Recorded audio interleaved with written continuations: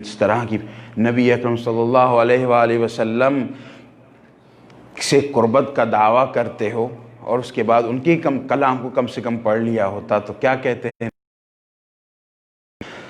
صلوات اللہ وسلام علیہ فرماتے ہیں کہ اِنَّا لِقَتْلِ وَلَدِيَ الْحُسَيْنِ اِنَّا لِقَتْلِ وَلَدِيَ الْحُسَيْنِ حَرَارَةٌ فِي قُلُوبِ الْمُؤْمِنِينَ لَا تَبْرُدُ أَبَدًا۔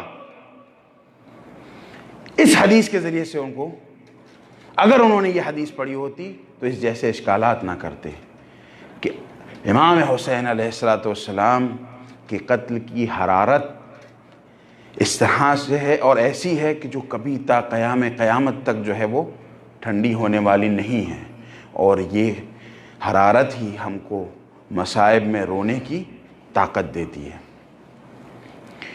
تو اس فرض کی اہمیت، اس فرض کی قدر اور اس فرض کی منزلت جو ہے اہل بیت علیہ السلام نے ہم کو سکھائی، ان کی آل نے، ان کے اصحاب نے ہم تک پہنچائی۔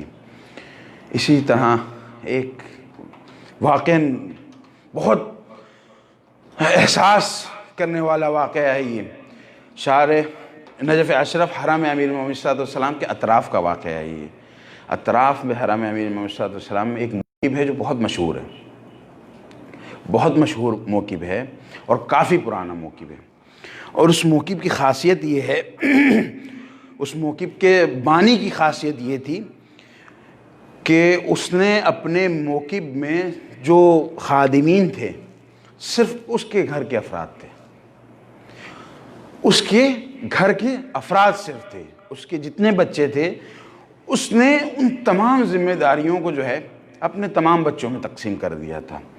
ایک بچے کو خطیب کے استقبال کی ذمہ داری تھی، ایک بچے کو کھانا پکانے کی ذمہ داری، ایک بچے کو مائک وغیرہ، ایک بچے کو فرش کی، اور جو سب سے چھوٹا بچہ تھا، سب سے چھوٹا بچہ تھا، اس کو جو ہے اس نے ایک ذمہ داری دی، کیا؟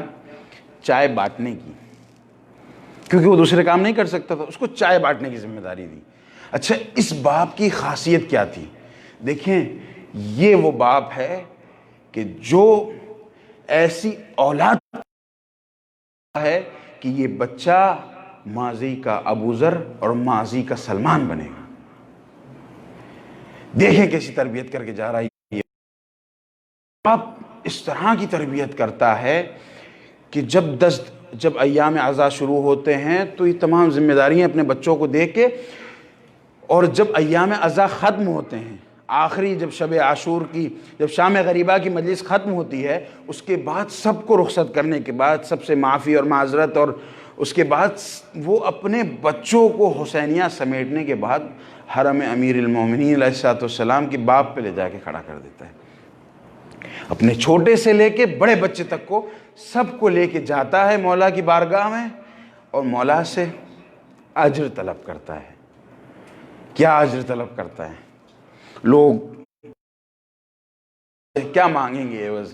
مولا ہم نے آپ کا ذکر احیا کیا، آپ کے بچے کا ذکر احیا کیا، آپ کے بچے کے ذکر کیا، خطیب کو بلایا، یہ ذمہ داری ہیں، وہ سب کام کیا، کس لیے؟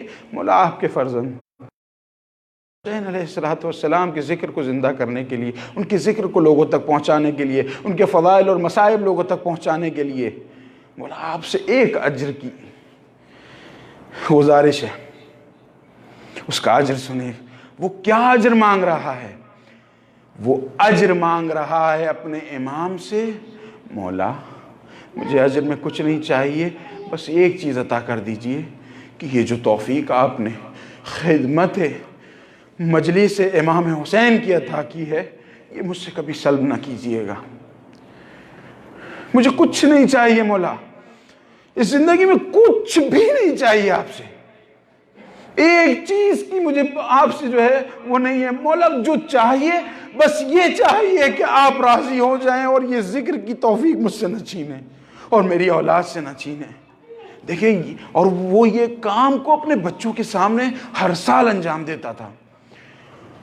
تو ایک سال ان کا جو سب سے چھوٹا بچہ تھا، ایک دن مجلس میں ہوا یوں کہ دو افراد، ایک جوان اور ایک بزرگ کے درمیان اختلاف ہوا، تو اس بچے نے جب چائے کا موقع آیا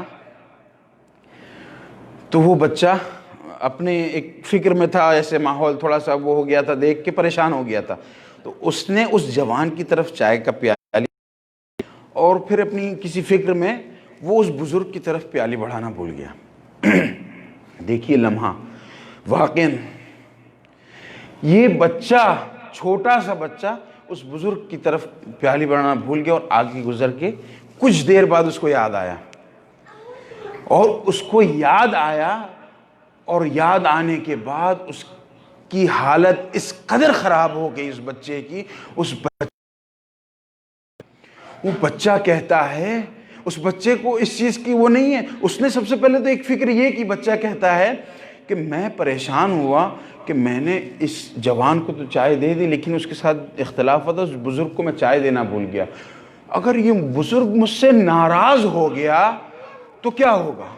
کہیں ایسا نہ ہو کہ میرے بابا جو شب عاشور، جو شام غریبہ کے بعد امیر المومنین علیہ السلام کی بارگاہ میں جا کے یہ دعا کرتے ہیں کہ مولا مجھ سے یہ توفیق سلب مت کیجئے گا، ممکن ہے میرے اس عمل کی وجہ سے مولا اس سال میرے بابا کی اس توفیق کو سلب کر لیں. ممکن ہے مولا میرے بابا سے ناراض ہو جائیں کہ میں نے ان کے فضائل اور مصائب کو سننے والے ایک فرد کی اہانت کر دی، اس کے سامنے اس چیز کو اس ایک چائے کی پیالی کو نہیں رکھا. ممکن ہے کہ اس کو برا لگا ہو، ممکن ہے کہ اس کا دل دکھا ہو اور اس کے دل دکھنے کے سبب اس نے مولا سے کہا ہو کہ مولا دیکھیے اس بچے نے میرے ساتھ کیا کیا، کہ جس کے ساتھ میرا اختلاف تھا اس کو تو دیا لیکن وہ بچے کا احساس دیکھیے کس قدر احساس اس بچے کے اندر پایا جاتا ہے. وہ بچہ کہتا ہے کہ میری زندگی کی سب سے طویل رات وہ رات تھی، لیکن جب یہ رات گزر گئی اور یہ رات گزرنے کے بعد جب صبح ہوتی ہے تو میں کیا دیکھتا ہوں کہ وہ بزرگ فرد میرے بابا کے ساتھ کھڑے ہوئے باتیں کر رہا ہے. وہ بزرگ شخص میرے بابا کے ساتھ بات کر رہا ہے. اب وہ فرد بچہ پریشان ہے، مضطرب ہے، یہ میرے بابا کو شکایت کر رہا ہے، یہ میرے بابا کو کہہ رہا ہے کہ یہ امام حسین کا اچھا خادم نہیں ہے. لیکن اس فرد کے آنے کا مقصد کچھ اور تھا. جب اس کے بابا اپنے بچے کے پاس آئے اس فرد کو لے کے تو اس کے بابا کہتے ہیں کہ آج سے اس موقف کا اگر کوئی ذمہ دار ہے، اگر کوئی سید و سردار ہے جس کی ذمہ تمام امور ہیں اور ہم اس کے خادم ہیں تو یہ میرا سب سے چھوٹا بچہ ہے. میرا یہ جو سب سے چھوٹا بچہ ہے آج سے یہ رئیس موقف ہے اور ہم سب اس کے خادم ہیں. وہ بچہ پریشان ہے، بابا کیا بات ہے، آپ کس طرح سے میرے بڑے بھائیوں کے ہوتے ہوئے مجھے اتنی بڑی ذمہ داری دے رہے ہیں؟ تو باپ کہتا ہے بیٹا یہ فرد جو آیا ہے وہ کس وجہ سے آیا ہے تجھے معلوم ہے؟ بولے نہیں بابا. بولے یہ امیر المومنین علیہ السلام کا پیغام لے کے آیا ہے، یہ امیر المومنین علیہ السلام کی طرف سے مبلغ بن کے آیا ہے. یہ فرد کہتا ہے کہ میں رات بھر نہ سو سکا، رات بھر بار بار امیر المومنین علیہ السلام میرے خواب میں آتے اور کہتے کہ اس بچے کے دل میں اتنا احساس ہے میرے بچے حسین کے لیے اور میرے بچے حسین کے عزاداروں کے لیے، تو جاؤ اس کو جا کے کہہ دو کہ اس کا عمل میرے نزدیک مقبول ہے. تو یہ بچے یہ اہل بیت علیہ السلام کے غلام ہیں. ایسی غلامی کا شرف حاصل ہونا مقصود ہے. بس مولا سے یہی دعا ہے، اپنے زمانے کے امام سے یہی دعا ہے، مولا جیسے بھی ہے ہم کو معاف کرے لیکن اس عزا کے عوض ہم کو کچھ نہیں چاہیے، بس آپ کی رضا چاہیے، بس آپ